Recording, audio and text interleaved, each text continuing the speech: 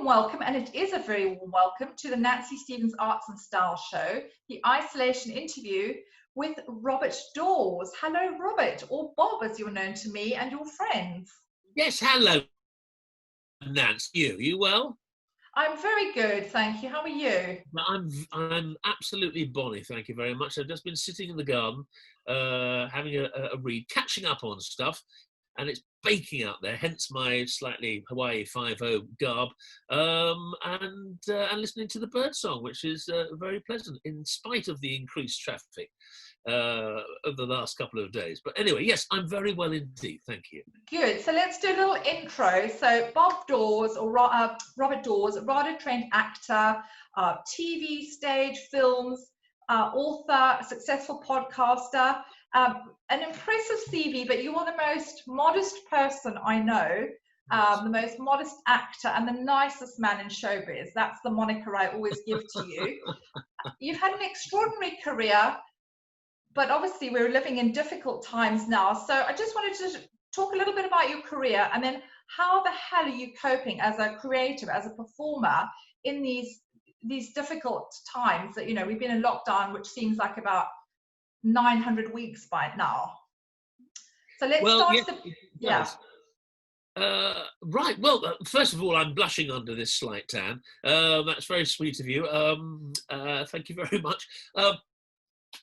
Well, I suppose, thinking about these last few weeks and its impact on me, it's been interesting because just a couple of days before the actual, well, actually it was a week and a bit before the actual lockdown was announced, I was on stage. I'd been doing a national tour of Sir Alan Ayckbourn's wonderful comedy 10 Times Table, and we were finishing in Yorkshire on a Saturday night, getting prepared to head down to the Theatre Royal in Brighton to open on the Monday and continue the tour. That didn't happen for obvious reasons, because of the lockdown. However, the theatre industry were ahead of the game. They realised that this was coming, and therefore they proclaimed that the theatres would be closing in advance of hearing from the official lockdown, which I think was admirable of them, and probably saved a lot of people the possibility of infection, both from an audience point of view and people working in the theatres themselves. However, it's a big shock, because on a Saturday night you're up there doing your bit, and at the end of the show you bend in the middle and the audience say thank you very much, and the next day, well, 2 days later in this, you find that you're not going to be doing any more work for the foreseeable future. And working in theatre in particular, the likelihood of actually stepping on stage for any actor or indeed musician or dancer over the next, well, who knows? It could be next year. Some prophecies say is tough. It's very, that makes very me tough. Want to cry. That really makes me want to cry. As a theatre lover and a theatre review, I go every week. It makes me want to weep. But for you as a performer, this is your lifeblood. This is all you know. I cannot imagine how this must feel for you guys.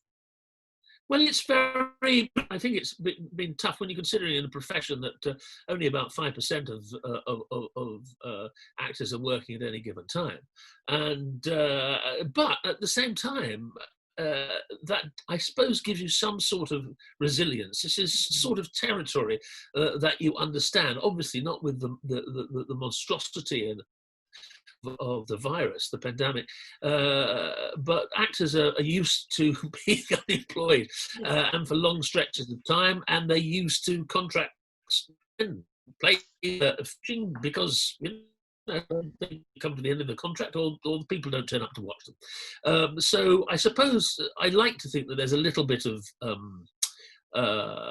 resilience in the profession, because we may be more used to it than some. I feel very sorry for the hundreds of thousands of people for whom this has come from a working point of view as a terrible shock, and how they have to.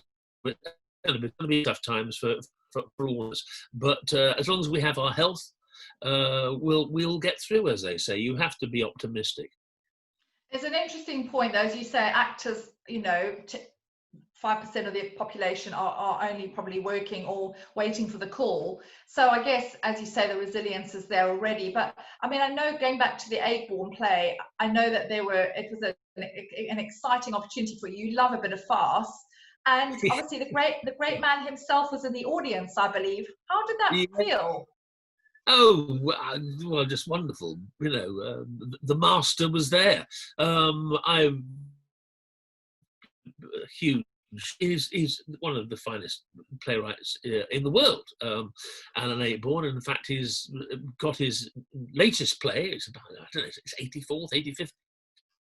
And he's also Scarborough, where he premieres his plays, is closed, the theatre itself. So he hasn't let that stop him. He's doing. It's a bit like you, Nancy. You won't let obstacles get in your way. You'll use the prevailing conditions to your best advantage. And so Alan's doing exactly the same with his latest play, and he's doing it online. He and his wife, in lockdown and isolation, going to be reading all the parts. So the tradition of a new Ayckbourn play every year continues, and thank goodness for that. But having him in an audience, watching his play, albeit it was directed by Robin Herford, who was in the very original 10 Times Table, which was produced back in the 70s. Since then, it had gone into the West End. So from his point of view, it was a bit of an oddity. He hadn't revived the play, as he very often does at the Stephen Joseph Theatre in the Round in Scarborough, that wonderful theatre, at all. So seeing about had a absolutely, he said, I'd completely forgotten. I forgot that bit, and I forgot that bit, and I can't remember writing that bit. I can't do it. So it was very special in that respect. And you know, he's been through a lot. He's had a stroke. Though you'd never believe it, he looks in hale and hearty form to me, and hopefully everyone will be tuning in to his latest play and listening to the Nancy Stephens program. Style and art. So which way is it round? Arts and styles. Nancy Stephens Arts and Style Show. Arts and Style Show. The arts always comes first, because the arts is my great love. That's my first love. Style I love, but if I had to choose between theatre and fashion, theatre would win. Yeah, well, there we are. That's lovely to hear. But as I say, anyone of your viewers and listeners, you know, this, pop on the website at Stephen Joseph, and you may be in for a treat in the next few weeks. Thank you for that. Well, that's really helpful. So we'll talk about your career in a minute, because we're talking about lockdown now. So how are you working now? I mean, are you writing? Because obviously you're the author of, is it 3 or 4 books now? Yes, well, I've got. Here we are. This wasn't planned. This is action. This is a proof. It's not the cover that we're going to be using as it happens. So I've been finishing off fine-tuning bits of the new book, which is called Killing Rock. A series of crime stories set in Gibraltar. Gibraltar Police Force, Detective Sergeant Tamaris and boss Broderick. And the first two, the first one came out in about 2014 and one in 2016. I've subsequently been distracted by all sorts of other things, and so I've just, they're going to the publisher, Hobeck Publishing, which I'm very excited with, and they're sort of attached with the crime podcast that I do, and we'll probably talk about that in a bit. So I'm very excited. So all three, the 2 ones that are already published are going to be republished this summer, and the brand new one is coming out, Killing Rock, alongside them. So there you are. So I'm very excited about that. So lockdown has given me the opportunity to focus on it a bit. So it's been great. But lockdown, well, it's been a mixed bag, really, because I did go down with the virus myself. Yes. I had a mild dose of it. Those people who had that will know that a mild dose knocking out of you. So one can only imagine, one does imagine, and with horror, what a full attack of this virus can feel like to those who are unfortunate enough to have experienced that and survived it. So that was very unpleasant. Luckily, I was nursed through it, and it was very slow to go away. So the first 2.5 weeks, I was laid low, and managed to rake up a very impressive number of COVID symptoms. And my doctor said, "You're going absolutely nowhere." Luckily, Amy, who had it, but to a far lesser extent, nursed me. My wife, Amy, nursed me through. She's very good at this. She's medically inclined. And because you met on the Royal. We did. You met on the Royal playing a nurse. No, she was a doctor. No, we have Dr. Jill Wetherall. We have our diplomas in the downstairs loo. Sorry. I played Dr. Gordon Ormeron, and yes, we did meet on the Royal, and we had very different approaches to that. Amy has always been fascinated by medical things. In fact, in another life, I think she would have very happily tried to become a doctor, would have succeeded with her brain and compassion. But she always was very thorough in her research to every episode. It's safe to say me playing Dr. Gordon Ormeron was slightly less thorough. Certainly when it came to the operations, as long as the camera wasn't on my hands, I was fine. I could act a good piece of surgery, so long as the camera didn't actually search out any forensic detail about exactly what I was doing to the poor patient. But Amy's very thorough, so and that stays with her. She really has an interest. Anyway, she got me through, and so that's sort of. Although I had a slight relapse a couple of weeks ago, I've been cleared. I went and had we've all been cleared. We're all negative now. Whatever that means, and hopefully we've got some antibodies if that's the case, but we're through it. Other than that, the lockdown has been extraordinary because my 2 daughters have been at home, and it's been wonderful family time, and they're teenagers, so our hearts have gone out to them, because it's really tough for teenagers, who want to socialize. And luckily, as I point out to them on a regular basis, if this had happened when I was their age, we wouldn't have had phone, social media, or Zoom, or any of these things. So there's a great sense that they do keep in contact with their friends, and stops them going into complete cabin fever. But they've been wonderful, and we've just had a marvellous time. The fine weather has, without a shadow of a doubt, helped us all, I think. And those of us lucky enough to have a garden or a balcony or an outside space have, I think, found that very healing. I've learned lots of bird songs.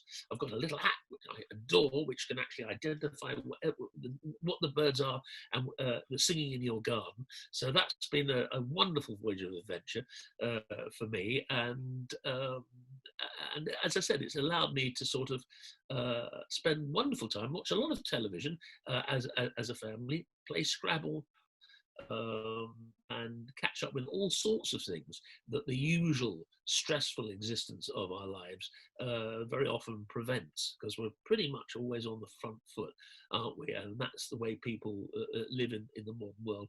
The slowing down, the lack of cars on the road, the lack of planes in the sky, the improvement of the air, and that sort of stillness is disappearing very quickly now. Just took me back to my younger years, when you played in the street, and there were far fewer cars on the road. I mean, millions less cars on the road. It's safe to say, and it just reminded me of another time and another place. So from that point of view, the lockdown has brought a sort of a restful state of mind, and the hope now is that I'll be able to sort of carry that on when the madding crowd comes knocking at the door once more, and we jump on the old hamster's wheel. So yeah, that's my thoughts on lockdown. So do you have any plans, or do you just wait to get the announcement when theatre can return? Strangely enough, and I don't mean this to sound smug in the least, but I was in that strange situation because it's been up and down, and up to the year before last, I had a very 4 years. They weren't looking for my type, and it was a big struggle. And just before the lockdown, I was in this extraordinary position. In fact, we had celebrated the fact that I had 3 or 4 jobs lined up. I mean, that hasn't happened in years. You usually go to the next job.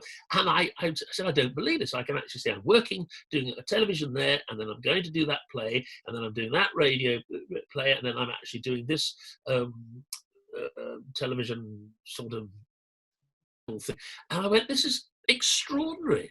So we drank a glass of rather cheap prosecco to celebrate, and then of course it all sort of didn't happen. And there's a hope that when this finishes, they may some of them may happen again. The theatre is definitely postponed till next year. Television filming and whatever, well, we don't know. They're saying they're starting production in June, but I don't think the shows that I'm down to do will be able to do it within the, obviously safe social distancing restrictions. I may be wrong. People are being very innovative, like yourself. So we'll wait and see. At the moment, the chances are that I won't be working until after Christmas, and that's a very bleak thought on several fronts. The most immediate one being financial, of course. But there we go. We get on. We've been fortunate. There have been millions, many thousands of people who've actually suffered the worst sort of fate because of this virus in this country and, of course, around the world. So there comes a point when you really do, no matter how bleak it is on the financial front, you do know that, if you can live to fight another day, that's the biggest blessing of all, so count them. Absolutely, so that's my thought on the future. So I was thinking, would you, because you're too modest to talk about what you've done, I'm going to just go over a little bit of what you've done, because it's, we could talk for hours about your extraordinary career. But I mean, obviously, Jeeves and Wooster, Outside Edge, Roger, Fry and Laurie, The Royal, Sherlock Holmes, Christmas Cracker, and obviously Poldark is kind of what you're known for. Is there a book in you? Do you think you should write a book about your extraordinary life? Well, it's interesting that. I mean, my goodness me, it's quite a list. I've made a nuisance of myself all over the place, but I've been an actor for 40 years now, and been fortunate enough to find fairly steady employment, but also been very fortunate enough to play a range of parts. I've never really been typecast, which is I think a danger for some people. It's a pleasure, because that's what they do. I've always turned up. I mean, just that list that you've just come up with, there's a range of very, very different characters there. So no one says, well, Bob's going to be playing that's the baddie. Yeah. And Bob going to be fortunate enough to play such a range. But I have, strangely, last year was asked to get together a sort of show, talking about me, and my first reaction was no. I mean, well, one, where to start? Two, will anyone be interested? But I did do it, and it was great fun. And, I loved it. Of course. Well, I mean, there we are. I mean, it came as a surprise to me. People seemed to enjoy it, but the biggest shock was, in actual fact, that. Of course, in 40 years, I seem to have packed a hell of a lot of stuff in. Far more than I thought. And the evening that you saw was a 2-hour evening. But that was only pretty much the tip of the iceberg, really. There's so many other things. So in answer to your question, would I write a book? What I will do is, I think I've been asked to do the evening again for various things and for charities and stuff like that. So if people are interested, then I will continue to do it. And it was very good for me, because I had to get all technical. You're a technical whiz. And Paul, of course, whiz, and your son's a technical whiz as well. So I had to get all these photos and put them to PowerPoints and get.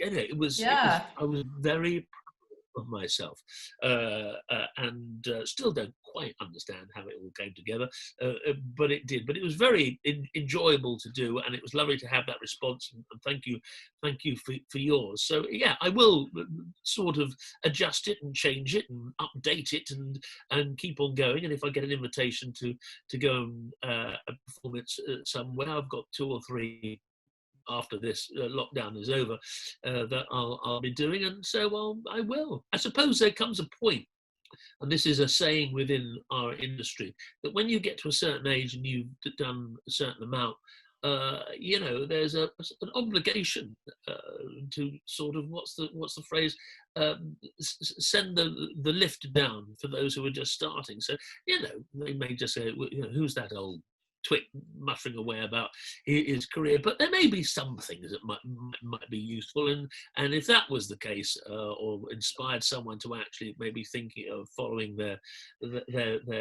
thoughts about becoming involved in the arts, then I would feel very happy that I've been of some slight service in that equation. But it's your versatility, I think, that's proven to be your success. As you say, you're not, you're never typecast, because you can play every man. And I've seen you in so many different roles, and I think that served you so well, hasn't it? Yes, as someone said to me as an early actor, you've got a very mobile face. So no Botox. No. I mean, I do know. I have friends who do it, but I no, that's not the route I will go. If you want to keep on going, and as I say in the show, the great saying is, it's keeping on going. You never retire as an actor. No. Although, as Warren Mitchell once said, the phone just stops ringing. Yes. And that sadly true, or it doesn't ring nearly so much. But I think when this is through, and this virus is under control, I am optimistic that in the arts there will be some benefits to the time that so many of us have been able to contemplate what it is, where we are, what we want to do. And so through horror in all areas of life, there may be things that people decide are important and slightly change priorities. I can see it happening in the arts. It's a very, it may disappear over for all I know, but you have to be hopeful, and so maybe out of this lockdown and out of this thing, green shoots of good things will come. I can see some happening already, and long may they last. Absolutely. It's an extraordinary career, an extraordinary person. Your books obviously have been successful, and now you're a podcaster, and you have this amazingly interesting podcast with Adam Croft, Partners in Crime, which is it's such a great listen. You clearly love doing that, and what's the secret of your success? Do you think it's the chemistry between you both? Well, I guess so. I say, well, for people who, I like to think we're the smashy and nicey of the crime fiction world, because there's no great sophistication to our style. The whole idea, and the podcast is, well, we're coming up to our 107th episode. Yeah.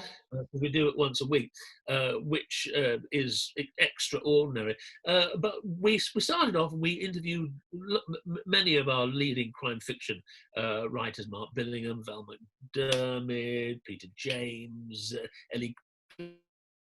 They all came on the show. They were absolutely great. And then we got to a stage last year where we thought, well, we've done a fair number of these. Where do we move on from here?